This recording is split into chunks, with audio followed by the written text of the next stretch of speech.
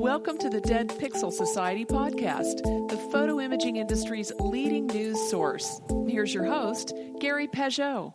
The Dead Pixel Society podcast is brought to you by Media Clip, Advertech Printing, and Independent Photo Imagers. Hello again and welcome to the Dead Pixel Society podcast. I'm your host, Gary Peugeot, and today we're joined by Geoffrey Stern, who's the founder of VoiceGift. But I've known Geoffrey and his various companies over the past approximately 1,000 years in the photo industry, but he's really an audio guy. Hi, Geoffrey. How are you today? Isn't it great when we meet a fellow dog with a bone? We've been doing in our perspective categories, whether imaging or audio, for 20 plus years, and we're still at it and still excited by it. At least. So for those who aren't familiar, now we're going to get into VoiceGift in a bit, but for now, you've kind of been in the audio and memories space for a long time. Can you talk a little bit about how you got started in the business? Yeah, I've been doing this for over 20 years, but mostly behind the scenes as a B2B. And we provided premium retail companies. The biggest feather in our cap is Build-A-Bear Workshop.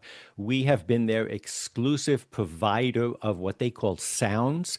For the last 20 plus years, we've probably shipped them over 60 million sounds. And what they mean by sounds is, if you haven't been to a Build-A-Bear, it's immersive retailing, and they even call it entertailing. You're entertained as you purchase, Exactly. and you go to the Choose Me station, you pick the skin of the animal, it could be a licensed doll, and then you go to the Hear Me station. So the second thing that you do in every Build-A-Bear store is you animate the product that you're building with sound. And we've been doing that. And we've also done some work with photo imaging companies. We've done work with flower companies.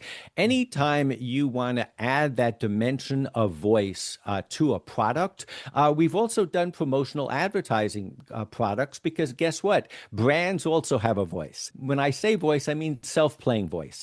It's a product that can talk to you, give you immediate feedback, a plush toy that you want to record your own song into or a personal message. You make it your own with voice. And that's what we've been doing for 20 years. So for those who have not been to a Build-A-Bear, and I have, so people can record their own voice, or they can put licensed recordings on there, or stock voices. What are the things people are putting on these voice chips in the bears? All of the above. So there's a kiosk there. And in the old days, when Build-A-Bear used to license music prior to the launch of a movie, we would take 60 days to produce them, ship them all embedded with that sound. Nowadays, everything is digital.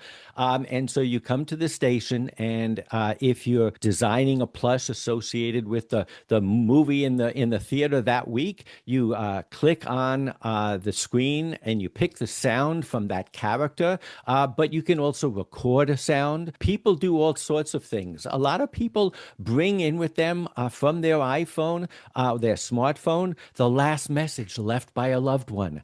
It happens a surprisingly large amount of times because the voice is a trigger, the most, I think, powerful trigger of memory and emotions. And everything that I know about voice, I've learned from my customers, and Build-A-Bear is up front and center. They've taught me the power of audio to drive sales, but also if you're online and you're making a plush toy and you add your voice to it, guess what? Abandonment falls way down because it's already yours. Now it's not Build-A-Bear's plush that you're buying, it's your plush. And that's a powerful, powerful tool. Has any other retailer picked up on this sort of thing? Because I'm thinking like American Girl or somebody like that could pick up on this as well. Yeah, I mean, we are exclusive to Build-A-Bear, so in the plush space, we probably focus on Build-A-Bear. But there have been other retailers who have, depending on the season, run some promotions where we've created a gift card that had some licensed music on it that you could dedicate with your voice. I mean, let's face it, Gary, there's an old tradition of dedicating a song on the radio. And you can do that with, a lot of times, and I find this is cultural, we had a system where people could call in using the phone to record a message. And a lot of times foreigners would just keep talking. And I didn't understand what they were saying, but they had no problem expressing themselves. Mm, Americans sometimes have a challenge with expressing themselves. And right. what we learned is that if you have a context, so if you're creating a bear, now you have a context, you add a voice to that bear. Mm, If there's music to dedicate a song, hey, darling, this is the song we danced with. It's so right. easy. So that's another thing that we've learned. And that's a great segue into why I'm so interested in the photo industry, because when you have a photo in front of you and when you're sitting around that a shoebox and you're taking a photo out, what do? You talk about it. You have a Mm, context to express your emotions and memories. mhm. And that's really been one of the challenges, I think, over the years is connecting audio or even video to a still image, right? Because people have tried various things with photo books over the years with QR codes and things like that. And we're going to talk about your new product in a bit. But for now, from historical context, gosh, we met, well, like you said, 20 some years ago at a PMA show when you were coming in. What was the world like then and the products you were working on back then? I think the technology has not changed that much in Right. terms of what we do, but I think it's more, for instance, digital was all the rage, and Right. now people are getting tired of apps, and they're being tired of subscription-based services, Right. and they're getting tired of screens and a personal device like a smartphone. You can't look at a picture without having a text message coming in with an alert coming in. Right, So right, I right. think that has changed Mm, because we were all glazy-eyed with all the new technology that was developing. We're not so glazy-eyed anymore. If right, anything, we're overwhelmed. And so right, what we have always focused on is self-playing audio, meaning to say in the day 20 years ago, you didn't have to boot up your computer. You didn't have to make sure you were using the right operating system and that the file was in the right format. The right, idea is, there's a reason we say a picture is worth 1,000 words because right. it truly contains stories. And we all know that. We talk about storytelling today. So, Mhm. what has changed really is this demand. We're going back to analog a little bit. We find that kids are looking for headphones that have an actual wire. So, you don't have to be connected by Bluetooth with a device that's going to disturb you. During COVID, especially, but it's outlived COVID, the power of audio, whether it is podcasts, whether it's voice texting, there's a certain intimacy of having a voice come into your head, whether it's someone reading a book or sending you a message that I think we are rediscovering. And Mhm. that is what I think has really, really changed. The other thing that's changed is in the day when I came to you and you, I think, even featured me at a PMA show in terms of new products, I had an integrated talking or recordable photo book. And what Right, I've learned is that in industry today, you can add new features, but don't add new steps. Don't right. create another reason for a consumer to be overwhelmed. They're adding their photos. Now they have to add their audio. Don't add another speed bump in the press that is producing these books. So everything Yeah. that we've done now is self-serve. And besides the fact of making it easier and taking the onus off of the printer to add audio to a photo, instead, Right. we put that on the customer. We did something else. And that's where it gets back to the Build-A-Bear and the retailtainment. Hmm. It is entertaining once you get that beautiful photo book and it comes to your house, and then you can sit and look at it with somebody else and record the stories behind it. It means that you're going to use that photo book much more because the project doesn't stop when the ink dries, so to speak. That's what's kind of changed. Yeah, I think you're right because I think there was a lot of ideas, and people are still trying to crack that nut of trying to figure out how to make a printed book interactive or do something with QR codes, launching videos, launching audio, and all those things. Like you said, it's very difficult to add that information post printing. right, inside the printing process, right? You've got to get that QR code and you got to make sure it's linked to the right file. In a lot of cases, you can't change the file, right? If you wanted to append that audio, you can't do that. But you've come up with a product that will allow you to do that. That when after you get that photo book or have that print or have some sort of maybe even a whatever the thing you want to attach a memory to, you can now attach a voice to that. Can you talk a little bit about VoiceGift and what it is? Yeah, so we created Play, VoiceGift Play, and we did it in two versions. One is for kids, but I want to talk about the one for us, for photo enthusiasts. And Right. my inspiration was, and you and I probably remember this, we would go into a museum in the day, and they would have a kiosk where you could put on headphones and take this little audio recorder, and you'd walk around the museum, and there would be a number innocuously on the side of the different paintings, and you would enter in that number on the keypad, and you would hear the curator add color, add expression, explain what you were looking at. And I Right. said to myself, why can't the consumer have the same thing? So this is a podcast. You're not seeing a video, but if you could imagine something as small as a remote control for a TV, something Hmm. that you can hold in your hand, it Right. has a place where you can put a tether on it so you can wear it around your neck, just like we did in the museums.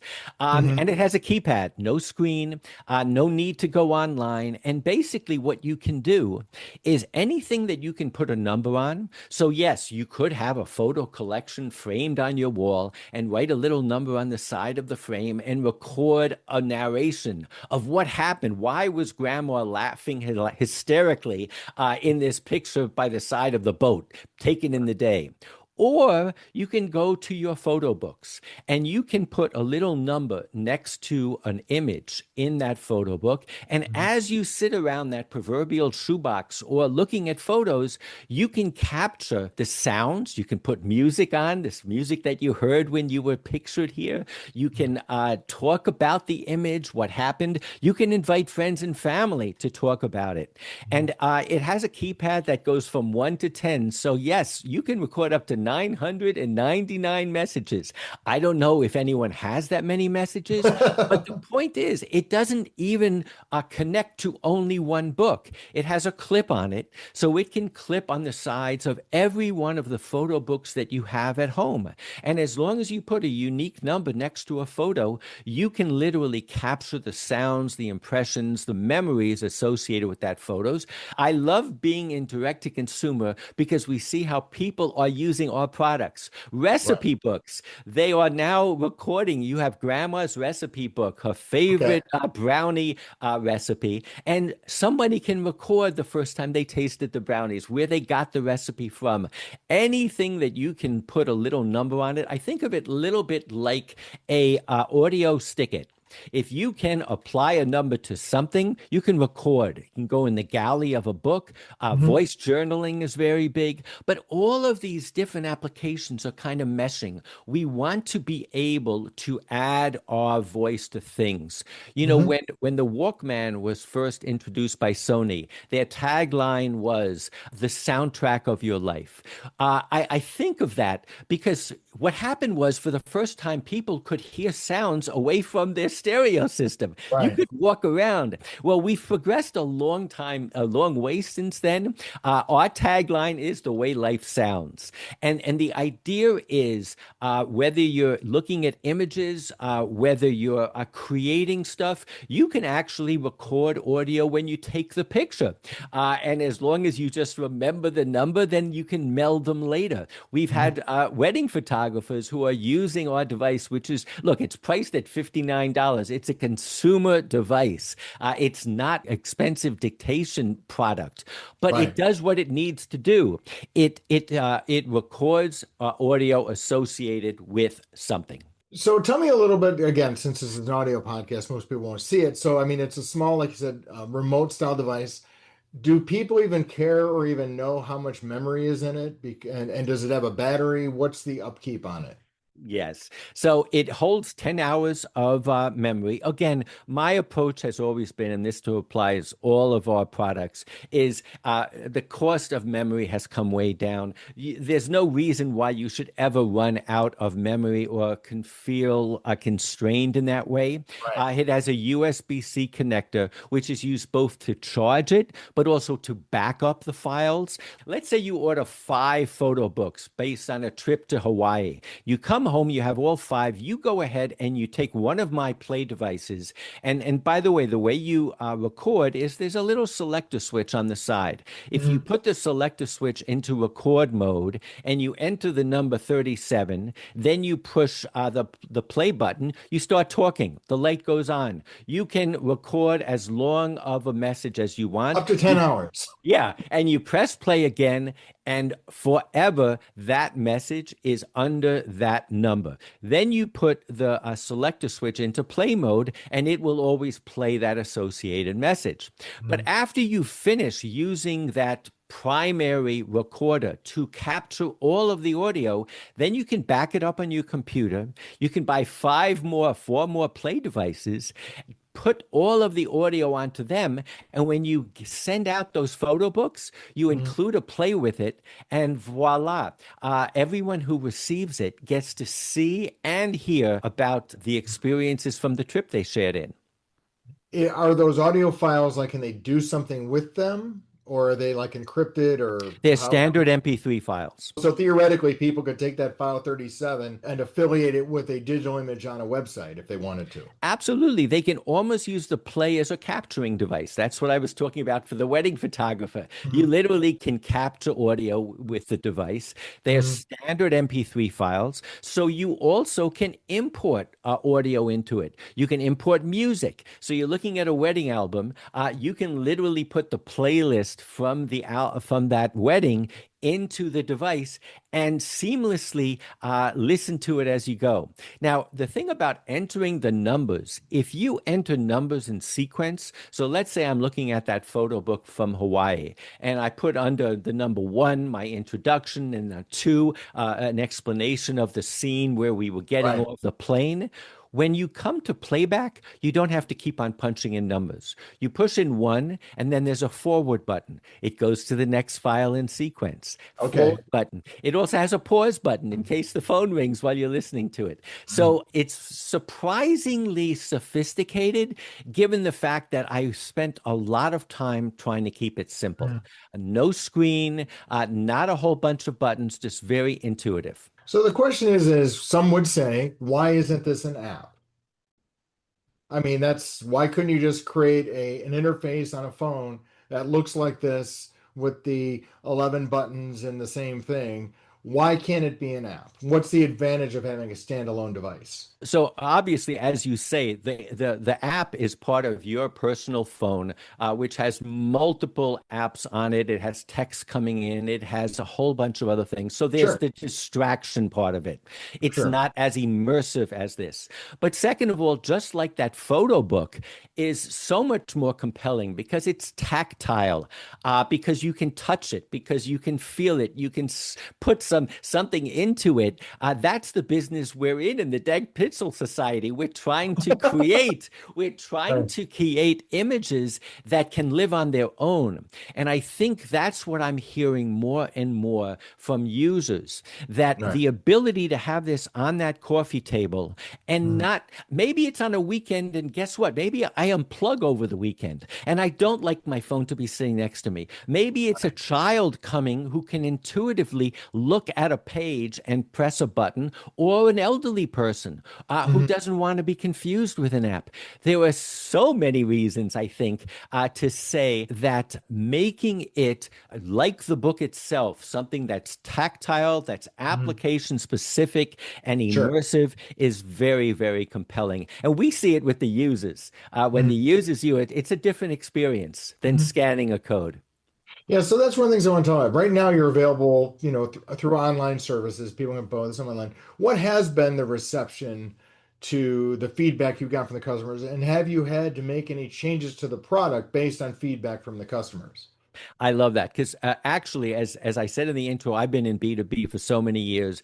I only started VoiceGift in terms of direct to consumer during COVID, when we were starting to hear from elderly people that they wanted to hear the sounds of their grandkids and whatever. But what I have found is that you literally can look at these reviews and see, get ideas and see how people are using it. You know, just today, a person purchased one of these play devices for a husband who had early onset of dementia, and she wanted the audio, his audio tracks, his voice, voices of people in his family, so he could look at an image and hear a voice. But we've gotten, I think, the biggest feedback is the diversity of how people are using this. I think the one really material input that I had was how do I tell that the battery is either full or empty or halfway there? Right. So in the next production run, I don't need to put a screen on. You're going to be able to push two buttons at the same time, and it's going to say battery high, battery medium. I think that's a great idea without adding any hardware. We can address that. Customers are coming back to us with how they are using it. As I said before, we have a tether on it.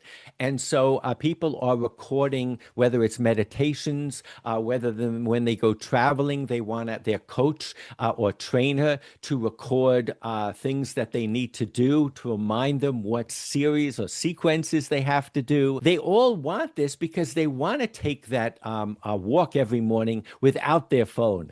They Right. want to take but they nonetheless want to hear that meditation or hear that recording from a friend who prepared something for them, put them in a state of mind. And you also have developed a version for kids, which has got, pictographs instead of numbers and things like that. Was that part of the original design, or is that something you developed later? Well, I started VoiceGift with my daughter, and my daughter has a daughter, so that makes her my granddaughter. And so everything that we do, we try to benefit from the fact that I'm close to 70 and she is in her 30s. We look at how different people might use this product. So while the adult version has that keypad on it and can record up to 999 separate files, the child's version uses the same 12 buttons, but as you say, they each have a pictogram on them and they come with matching stickers. So the idea is there's a sticker for a soccer ball. You can put that soccer ball on a photo book that you've created. And all of the services now have templates for creating books where everybody uploads an image of the family pet, of grandma, of Right. grandpa, of Uncle Louis. The child will know that when they see that soccer sticker, they go over to the device, they just press the button associated with that soccer icon, and they can hear the audio behind that as well. So it works obviously with children's books, whether they're personalized with imaging or they just standard Goodnight Moon. The idea is you're able to read your favorite kid a story even when you're not there. That's kind of cool, actually, because so you could record yourself reading the book, and the kid could listen to you read it just by pressing the pictogram based on each page in the book. So we have been contacted by different communities, special needs communities. So the sight impaired communities, they've already taken my product that I made for kids. So it only holds 12 distinct files, and they've Right. put Braille stickers on them. And then they put Braille sticker on whether it's an appliance or something else. And the person knows that if they push that button, they're going to hear audio guidance. Mm. Special needs kids that have problems communicating. But you can connect the dots between the two of the products, one that has all that capacity and the other one that's fairly simple. You could definitely create photo books or, sometimes we're overwhelmed with options. And I think Absolutely. a better way to look at the kids version is to look at a simpler version. I think it has Yeah. a lot of opportunity for the aging generation who just 12 messages is more than they need to Right. really create a playlist, to create the soundtrack of a photo book or whatever it is they're working on. Mm. And I mean, if once they fill up the 12, they could buy another one, right? I mean, there's really no reason to. I mean, obviously you don't want to, get into selling people thousands of these things, but I mean, it does have the opportunity. You can have multiple devices, like you were saying earlier. You can reload them and have multiple devices in the home. Yeah, I should say, and that you can record over a message. Mhm. So people have used it. There are 12 buttons, by the way. I understand calendars are a big thing in the photo industry. You can record literally a recording for each season, Right. making note of the birthdays that occur in that season, the kind of thoughts that you have. So there's almost an infinite number of applications if you Sure. look at it as a remote control for audio. When my granddaughter started referring to it as her remote, there was pushback initially. I said, no, it just looks like a remote. And then I realized that for her, it gave her a sense of agency and power. She will take this thing to bed when no other toy is allowed, and she can just listen to different voices in the family. But you Mhm. can extrapolate from that how older people would use it as well. It Sure. becomes just a very simple device for delivering audio messages. Because I mean, there've been various people who have been, doing these sort of things with attaching audio to images, and this is just another way to do that. So you've been selling this online, but you're also looking for other opportunities with partners and things like that. Can you talk a little bit about kind of what your objective is there? We see this as an amazing upsell for any photo gift. Because again, as I was saying before, the marriage of those two senses of sight and sound is so natural. And that what we see is it makes not only the purchase of whether it's a photo book or a framed photo or whatever the photo object is more exciting because you know you're going to be able to attach your voice to it. And by the way, we have simple voice tags that can record a 60-second message and go with any gift. But Right. ultimately, when you get it at home, I think the real power of our products is to give more longevity, more multiple impressions and usage of all of our photo products. And at Right. the end of the day, why do I go back to that website to create a new project? Because I find myself and my family getting a lot of pleasure from the last book that I purchased or the Right. last frame. And I think what it does for any photo retailer, whether online or in store, whether a photo lab, is it makes the whole category that much more exciting. It adds Right. a whole new dimension to the category. And at the end of the day, when we are in the Dead Pixel Society and we're focused on touching printed photos Right. and books, anything that we can do to enhance that experience, to expand that experience, and to drive home the message that there's something magical about having the printed image in front of you and the ability to use your senses to experience it.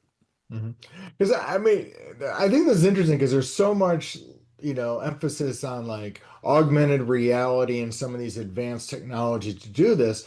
And like you said, I mean, it's interesting, but it's also cumbersome and not always easy to use, and not everyone is technical or wants to learn yet another interface and learn other things. But just pressing a button on a device is very, very easy. It's what we are used to doing. You know, I imagine that you're like me and most of the listeners, that there is a piece of music that we can hear that will trigger a memory. It take us back to our dorm room, and we're going to be able to smell the beer on the floor if we hear that sound. A song from a wedding, the sound of a loved one that we haven't seen. It's such a powerful trigger. And I think we overlook it, but we are at a stage now where people are starting to rediscover the power of that audio.